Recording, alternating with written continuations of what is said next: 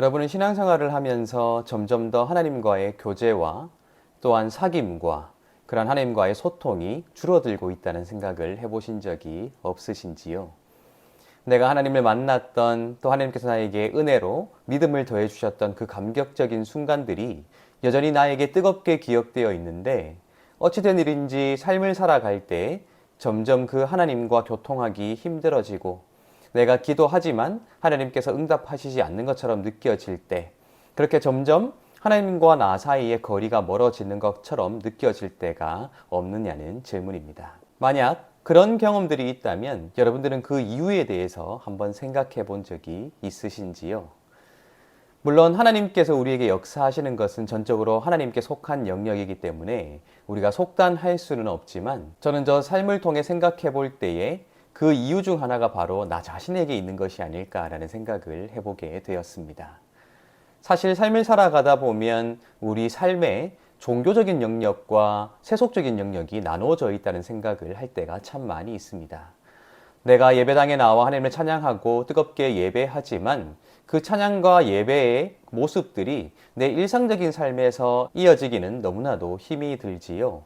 하나님께 기도하고 찬양하며 내 신앙의 모든 행위들이 때로는 예배당 안에 갇혀 있다는 생각을 할 때가 있다는 것입니다. 어쩌면 그것이 너무 당연하게 생각된 나머지 내 삶에서 하나님의 자리를 점점 좁게 만들어 버리고 어쩌면 나 자신의 공간을 더 크게 만들며 그렇게 하나님께서 역사하심에도 그렇게 가려진 나의 시각으로 하나님의 역사하심을 바라보지 못하는 것이 아닐까라는 생각을 해보게 된다는 것입니다. 하나님은 신실하시나 신실하지 못한 나의 모습이 하나님과의 관계를 더 멀게 만들고 하나님의 역사하심을 경험하지 못하게 만드는 것이 아닐까라는 생각을 해보게 된다는 것입니다.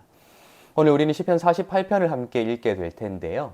제가 1절부터 8절을 읽어 드릴 텐데 이 시편 48편의 내용은 우리에게 굉장히 익숙한 내용일 것입니다. 제가 읽어 드릴 테니까요. 한번 잘 읽어 보시기 바랍니다. 고라 자손의 시 곧 노래. 여호와는 위대하시니 우리 하나님의 성 거룩한 산에서 극진히 찬양 받으시리로다. 터가 높고 아름다워 온 세계가 즐거워하며 큰 왕의 성 곧 북방에 있는 시온산이 그러하도다.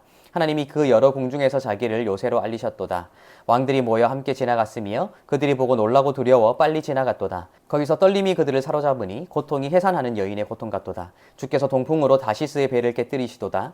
우리가 들은 대로 만군의 여호와의 성 우리 하나님의 성에서 보았나니 하나님이 이를 영원히 견고하게 하시리로다. 아멘. 시편 48편은 찬양의 가사로도 우리에게 굉장히 잘 알려진 그러한 내용이지요. 그런데 저는 이 시편 48편의 표제가 너무나도 중요하다는 생각을 해보게 되었습니다. 이 시편 48편의 표제는 다른 표제들과 비교했을 때 조금 짧은 표제라고 할 수 있을 텐데요. 놀랍게도 이 짧은 표제 속에 굉장히 중요한 정보가 담겨져 있습니다. 제가 표제를 다시 읽어드리도록 하겠습니다. 고라 자손의 시 곧 노래라는 표제입니다. 한글 표제를 보면 고라 자손의 시 곧 노래, 즉 시와 노래라는 것이 언급되고 있지요. 이 제목이 히브리어 성경에는 이렇게 되어 있습니다. 쉬르, 미즈모르, 리브네이, 고라흐라고 되어 있습니다. 쉬르라는 것은 노래를 의미하고요. 미즈모르라는 것도 노래를 의미합니다. 그런데 이 노래를 의미하는 두 단어가 가리키는 것은 조금 다릅니다. 쉬르라는 것은 세속적인 노래를 의미하고요. 미즈모르라는 것은 시편에 일반적으로 많이 사용되는 용어인데 이것은 종교적인 음악을 의미합니다. 그런데 이 시편 48편은 하나의 노래임에도 불구하고 쉬르라는 세속적인 노래와 미즈모르라는 종교적인 노래가 함께 언급되고 있지요. 사실 이 제목만 놓고 보면 이 노래의 가사들이 결국 세속적인 노래와 종교적인 노래의 혼합으로 이루어진 것이 아닐까라고 추측하게 되지만 놀랍게도 시편 48편의 내용은 하나님을 찬양하고 하나님의 위대하심을 나타내는 가사로 가득 채워져 있다는 것을 우리가 발견하게 됩니다. 저는 어쩌면 고라 자손들이 이 쉬르라는 세속적인 노래와 미즈모르라는 종교적인 노래를 하나의 제목으로 합쳐놓은 이유가 있지 않을까라는 생각을 해보게 되었는데요. 그 이유는 그들 스스로 거룩한 것과 세속적인 것의 경계를 허물고 있기 때문이라고 생각했습니다.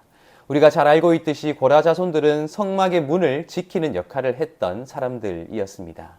어쩌면 그들이 직무를 수행할 때는 가장 거룩한 곳에 서 있을 수밖에 없었던 사람들이라는 것이지요. 그런데 그 직무가 끝나게 되었을 때 다시 세속적인 영역으로 돌아올 수밖에 없었던 그들의 삶일 터인데, 그들은 자신들이 성막의 문을 지킬 때에도, 또한 일상의 삶으로 돌아왔을 때에도 자신들이 서 있는 곳이 어디이든 그곳이 하나님께서 찬양받으실 만한 가장 거룩한 곳임을 드러내고 있지 않을까라는 생각을 해보게 된다는 것입니다. 결국 이 노래를 통해서 고라 자손들이 추구했던 바는 분명할 것입니다. 하나님과의 교제, 하나님과의 대화를 특정한 영역 속에 가두어 놓지 아니하고 그들의 모든 삶의 호흡이 있는 곳마다 하나님과 교제하기를 위하여서 결단했던 그들의 모습이라는 것입니다. 여러분, 처음에 제가 여러분들에게 질문 드렸습니다. 점점 하나님과 교제하는 것이 어려워지지 않느냐고 말입니다. 어쩌면 우리가 이러한 것을 회복해야 되지 않을까요?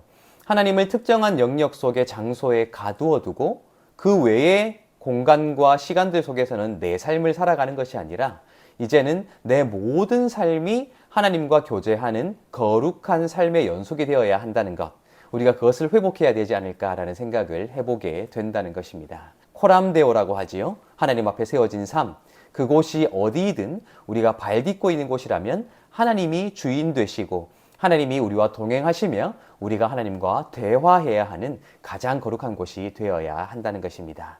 오늘도 그러한 삶으로 항상 하나님과 교통할 수 있으면 좋겠습니다. 하나님과 교제할 수 있으면 좋겠습니다. 그렇게 하나님의 인도하심을 받아 날마다 승리하며 여러분들이 발 딛고 서 있는 그 모든 곳을 가장 거룩한 성소로 만들어 나아가시는 여러분들의 귀한 삶이 되시기를 예수님의 이름으로 축복합니다.